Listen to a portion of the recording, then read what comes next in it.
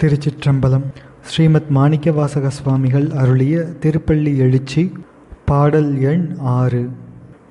பப்பர வீட்டிருந்து உணரு நின் அடியார் பந்தனை வந்தறுத்தார் அவர் பலரும் மைப்புறு கண்ணியர் மானிடத்து இயல்பின் வணங்குகின்றார் அணங்கின் மணவாளா செப்புறு கமலங்கள் மலரும் தன் வயல் சூழ் திருப்பெருந்துறையுரை சிவபெருமானே இப்பிறப்பு அறுத்து எமை ஆண்டருள் பொரியும் எம்பெருமான் பள்ளி எழுந்தருளாயே என்பது திருப்பாடல்.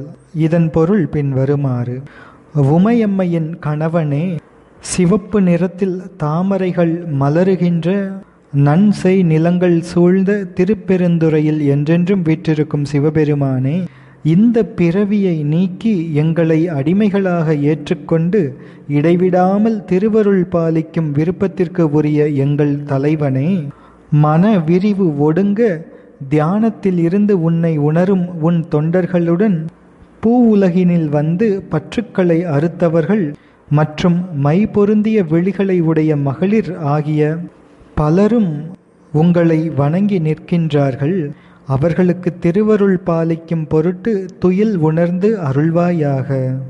இத்திருப்பாடலில் சிவபெருமானை திருப்பெருந்துறையில் வீற்றிருக்கும் சிவபெருமானே என்று அழைத்து அணங்கின் மணவாளா என்று அழைக்கின்றார் மணிவாசக பெருமான் சிவபெருமானை. அணங்கு என்றால் தெய்வ பெண் என்று பொருள். இங்கே அணங்கின் மணவாளா என்ற பெருமானை அழைப்பதால் உமையம்மையின் கணவனே என்று இங்கே பொருள் ஆகின்றது. பெருமானின் திருவருள் நமக்கு கிட்ட வேண்டும் என்பதற்காக துயில் உணர்த்துகின்றார். எனவே இறைவனின் திருவருளின் உருவகமாக இருப்பவர் அம்பிகை. எனவே அம்பிகையை குறித்து இவ்வாறு உமையம்மையின் கணவனே என்று அழைக்கின்றார். அதோடு மணவாளன் என்றும் கூறுகின்றார். மணவாளன் என்றால் திருமண கோலத்தில் உள்ள கணவன் என்று பொருள்.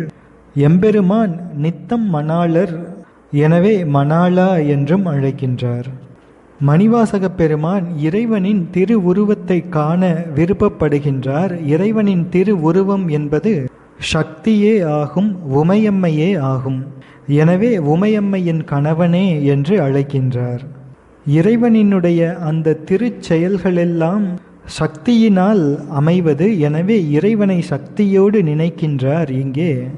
மேலும் அந்த சக்தி இறைவனது திருவருளே ஆகும். அருள் உண்டாம் ஈசர்க்கு அது சக்தி அன்றே என்பது சிவஞான போதம் 5வது சூத்திரம் 2வது அதிகரணம். இறைவன் மணவாளனாய் இருக்கின்றார். யாருக்கு மணவாளன் என்றால் உமையம்மைக்கு மணவாளன். இறைவனது இச்சைப்படி சக்தி செயல்படுவாள். எனவே எத்திரம் நின்றான் ஈசன் அத்திரம் அவளும் நிற்பாள் என்ற சிவஞான சித்தியார் 2வது சூத்திரம் 75வது திருவிருத்தத்தினால் இதனை நாம் உணர்ந்து கொள்ளலாம். எனவே சக்தியும் சிவமுமாய பிரானை இவ்வாறு அழைக்கின்றார் மணிவாசக பெருமான். இத்தகைய பெருமான் திருப்பெருந்துறையில் தம்மை ஆட்கொண்ட பெருமான். அத்தகைய பெருமான் அன்பர்களின் இதயமாகிய தாமரைகளில் எழுந்தருளுபவன். எனவே செப்புறு கமலங்கள் மலரும் தன் வயல் சூழ் திருப்பெருந்துறை என்று கூறுகின்றார். எனவே இறைவனை அழைத்து எனது பிறவித் தலையை அறுக்க வேண்டும், அதற்கு உபாயமாவது இறைவனை வழிபட்டு தொழுதலே என்பதனை உணர்ந்தேன். அதே போன்று அடியவர்களும் இறைவனை வழிபடுகின்றார்கள் என்று இறைவனுக்கு உணர்த்துகின்றார் மணிவாசக பெருமான். எத்தகைய அடியவர்களெல்லாம் அங்கே இறைவனை வழிபடுகின்றார்கள் என்றால் பப்பர வீட்டு இருந்து உணரும் நின் அடியார், அதாவது மனம் ஒருமுகப்பட்டு உணர்கின்ற அடியார்கள் அங்கே வந்திருக்கின்றார்கள். அவர்கள் திரிபுடி இல்லாத தியானத்தில் நிலைத்திருந்து இறைவனை உணர்கின்றவர்கள். அவர்கள் ஜீவன் முக்தர்கள் ஆவார்கள். ஜீவன் முக்தர்கள் நிஷ்டையில் கூடியிருந்து சிவபெருமானை தரிசித்து இன்பம் உறுபவர்கள். அந்த நிஷ்டை கலைந்தவுடன் உலக நினைவு வரும். அப்பொழுது அவர்களை வாசனாமலம் வந்து தாக்கும். அந்த வாசனாமலத்திலிருந்து விடுபடுவதற்காக ஜீவன் முக்தர்கள் திருக்கோயிலில் வழிபாடு செய்வார்கள். பக்தரது திருவேடத்தில் பரமேஸ்வரனை கண்டு வழிபாடு செய்வார்கள். எனவே அத்தகைய ஜீவன் முக்தர்களும் இங்கே வந்து இறைவனை வழிபடுகின்றார்கள் என்று மாணிக்கவாசக பெருமான் உணர்த்துகின்றார். இனி வந்து பந்தனை அறுத்தார் என்று அடுத்த பிரிவினரை குறிப்பிடுகின்றார் மணிவாசக பெருமான்.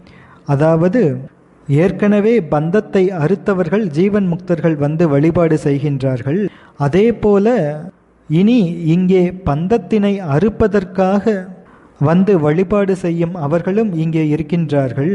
இன்னும் பிறந்து தவ நெறிகளில் வாழ்ந்து வினை பாசத்தை ஒழிக்க வேண்டும் என்று வந்து அங்கே இறைவனை வழிபடுபவர்கள் இருக்கின்றார்கள். இதற்கு மற்றொரு அர்த்தமும் கொள்ளலாம். தேவர்கள் இங்கே வந்து பெருமானை வழிபடுகின்றார்கள் என்றும் கொள்ளலாம். ஏனென்றால் விண்ணுலகம் என்பது போகபூமி. எனவே அங்கே தேவர்களுக்கு மல பரிபாகம் எய்துவதற்கு வழி இல்லை. அவர்கள் மலபரிபாகம் எய்த வேண்டும் என்றால் அதற்காக அவர்கள் மண்ணுலகத்திற்கு வந்து தவம் முயல வேண்டும். எனவே அத்தகையவர்களும் இங்கே வந்திருக்கின்றார்கள் என்று பாடுகின்றார். மேலும் மை தீட்டிய கண்களை உடைய பெண்களும் அங்கே வந்து வழிபடுகின்றார்கள் என்று மாணிக்கவாசக பெருமான் கூறுகின்றார். இயல்பாகவே கருமை நிறம் உள்ள கண்கள், அதிலே மேலும் மை தீட்டப்பட்டிருக்கின்றன. அத்தகைய கண்களை உடைய பெண்கள், மேலும் மை என்றால் நீர் என்று அர்த்தம் கொண்டு சிவபக்தியின் மிகுதியால் நீர் பெருகும் கண்களை உடைய பெண்கள் என்று அர்த்தம் கொள்ளலாம். அத்தகைய பெண்கள் இங்கே பெருமானை வழிபடுகின்றார்கள். எனவே ஜீவன் முக்தர்களாகிய அடியார்கள் பலரும் அங்கே வந்து வழிபடுகின்றார்கள். பாசத்தை அறுக்க வேண்டும் என்று விருப்பப்பட்ட அடியவர்களும் அங்கே வந்து வழிபடுகின்றார்கள். பெண்களும் அங்கே வந்து வழிபடுகின்றார்கள். இவர்களெல்லாம் இங்கே வந்து வழிபடுகின்றார்கள். ஏனென்றால் அந்த மானுடத்தன்மை காரணமாக. மானுஷத்தன்மை என்றால் அது அறிவுடைமையை குறிக்கின்றது. மனிதர்கள்தான் அறிவுடையவர்கள். எனவே அவர்கள் இங்கே அந்த மனிதத்தன்மை இருப்பதனால், அறிவுடைமை இருப்பதனால், அறிவு சிறந்ததனால் இங்கே வந்து இறைவனை வழிபடுகின்றார்கள். அறிவுடைமை என்றால் என்ன என்றால் இறைவனின் நற்றால் அதனை வழிபடுவதே ஆகும். கற்றதனால் ஆய பயன் என்பது வாலறிவன் நற்றால் தொழல் என்பது தெய்வப்புலவர் திருவள்ளுவதேவநாயனாரின் வாக்கு.